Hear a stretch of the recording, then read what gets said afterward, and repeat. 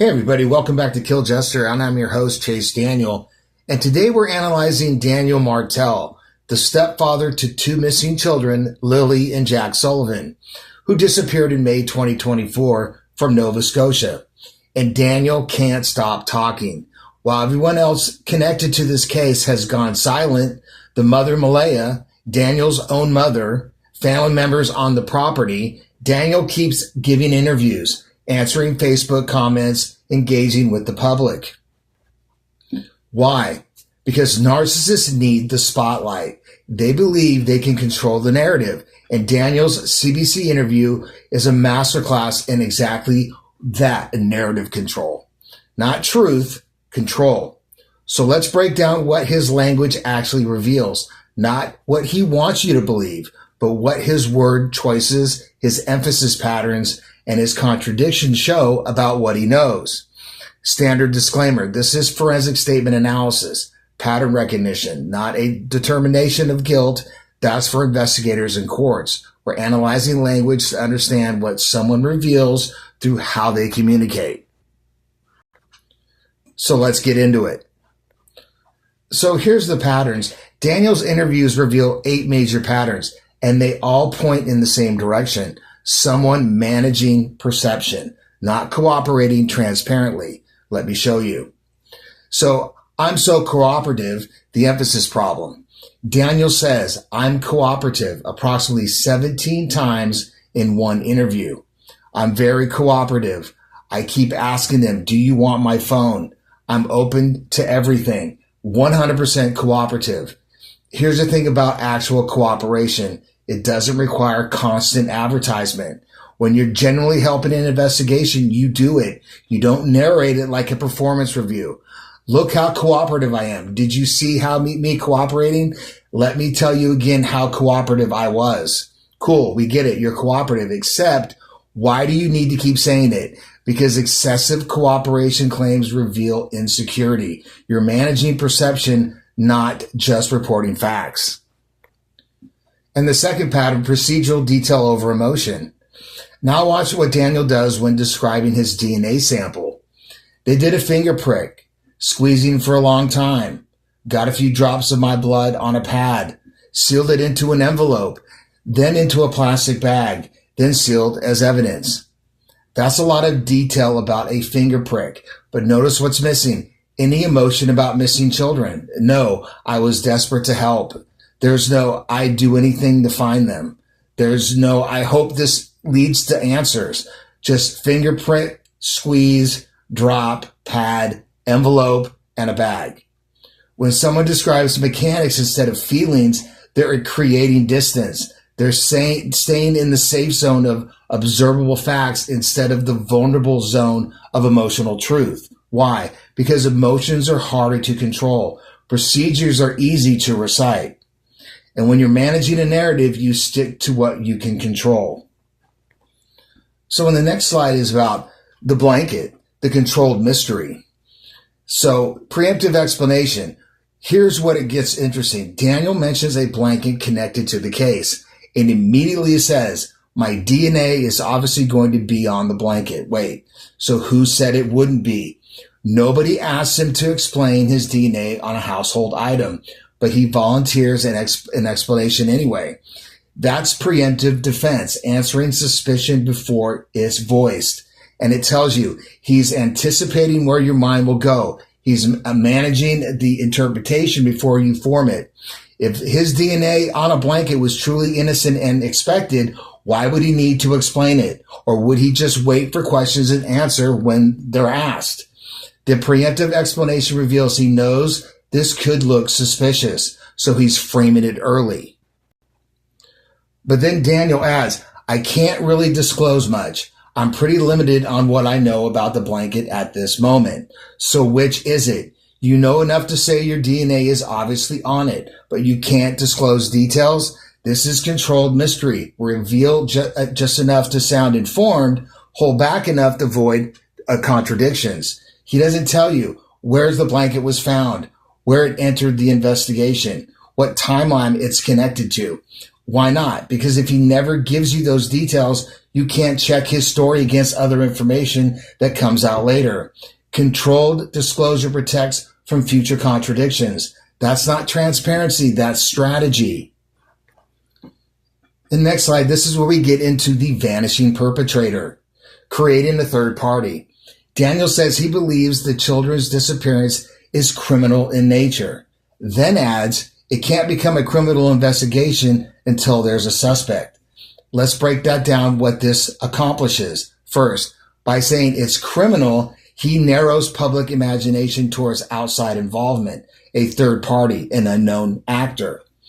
Second, by explaining the procedural requirements for a suspect, he creates a structure where he positions himself outside the suspect category. There is a criminal actor. Investigators are looking. The case will shift when that person is identified. And where does Daniel sit in that structure? By default, outside of it. He's not saying they're investigating me. He's framing the suspect as someone else, someone not yet identified. That's the invisible suspect pattern. Create a blanket space for the audience to fill with their own theories while quietly positioning yourself outside of that space. It's clever but transparent once you see it in the words. So pattern 6 is selective transparency. Now watch what happens when the interview shifts from procedures to personal dynamics. Reporter asked about abuse allegations, control, isolation, emotional manipulation. Daniel's response, no, that's not true. Then he's asked to describe the relationship before the children disappeared. And suddenly, I don't want to talk about that. Hard stop. Boundary drawn. Wait a minute. He just spent 20 minutes talking about DNA procedures, polygraph questions, consent forms, phone offers, blanket evidence, but won't discuss the relationship. That's selective transparency. Detailed where it benefits you, guarded when it creates risk. He's cooperative on his terms, not total terms. And that selectively tells you everything. It shows you where he feels confident and where he doesn't. And we'll move on to the last slide, the defense expansion. This is preemptive defense on steroids. The interviewer asks generally about drug allegations. Daniel doesn't just deny, he expands. No possession, no paraphernalia, no debts, no dealers, no production, no distribution, no parties, no late night gatherings, nothing.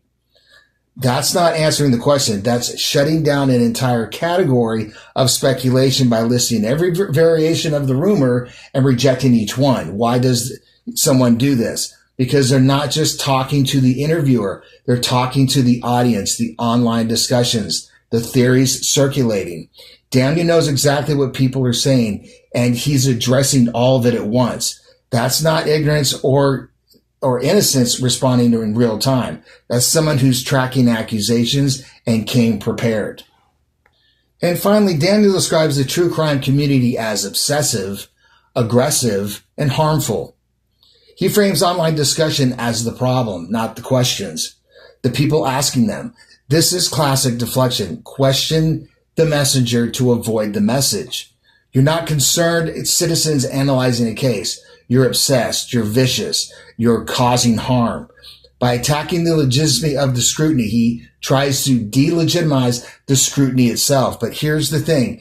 Even if some online commentary is excessive, that doesn't answer the questions. Why did you emphasize cooperation so much? Why preemptive explanations? Why controlled disclosure? Why selective transparency? Calling critics obsessed doesn't address the patterns in your own language. It just redirects attention. So what do these patterns show? Let's step back. 8 patterns all pointing in the same direction. Excessive cooperation claims equals managing perception. Procedural details over emotion, creating distance. Preemptive explanations, anticipating suspicion. Controlled disclosure, avoiding contradictions. Invisible suspect framing, directing attention outward. Selective transparency, cooperation on his terms. Preemptive defense expansions, tracking accusations. delegitimizing critics, deflecting scrutiny. These aren't the patterns of someone simply cooperating with an investigation. These are the patterns of someone actively managing how the public sees him. Now, does this prove he harmed those kids directly? No. But it reveals someone protecting something. And when you combine these patterns with the facts, Malaya makes one statement, goes silent, can't speak without complaining herself. Daniel's mother denies environment was dangerous when nobody asked. Then goes silent, unprompted denial. Everyone on that property goes quiet except Daniel. Daniel keeps talking. Narcissist needs spotlight, believes he can control the narrative. The pattern that emerges, a cumulative negligence by everyone on that property, collective silence to protect each other. And Daniel is the one who can't help himself. He needs the attention, needs the control, needs to manage the story. So in your life, what can we take from this? Well, number one, excessive cooperation claims reveal insecurity. When someone repeatedly tells you how honest and helpful they are, ask why they need to keep saying that. 2, procedural details create distance. Notice when someone describes mechanics, what, when, how, instead of emotions, fear, hope, and desperation. Distance is often strategic. Preemptive explanations reveal anticipated suspicion. When someone explains something before you ask, they're showing you what they think you'll suspect. Number 4, controlled disclosure protects from contradiction. I can't say much. Keeps you from testing their own story later. 5, creating invisible suspect directs attention. When someone frames a problem as caused by an unknown third party, ask what that accomplishes for them. Selective transparency reveals where they're vulnerable. Notice what someone will discuss in detail and what they won't. That pattern shows they feel exposed. 7, preemptive defense expansion reveals tracking. When someone's denial is bigger than your question, they're answering accusations you haven't made yet. And 8, delegitimize critics avoid addressing content. You're obsessed doesn't answer. Did you do this? Don't confuse attacking the messenger with addressing the message. So in closing, Daniel Martell keeps talking while everyone else stays silent. And every time he talks, his language reveals the same patterns: management, control, strategic disclosure, preemptive defense. Not transparency, not cooperation, narrative control. The kids of Lily and Jack deserve answers. Their family deserves answers. The community deserves answers. Statement analysis doesn't determine guilt, but it does reveal patterns. And the patterns here show someone who knows more than he's saying, managing perception while claiming openness, and directing attention outward while his language points inward. First words reveal first priorities, and when someone talks this much while saying this little, the silence between the words tell the real story. Thanks for watching. Subscribe to learn these patterns. Share this with someone following the case. I'll see you in the next one.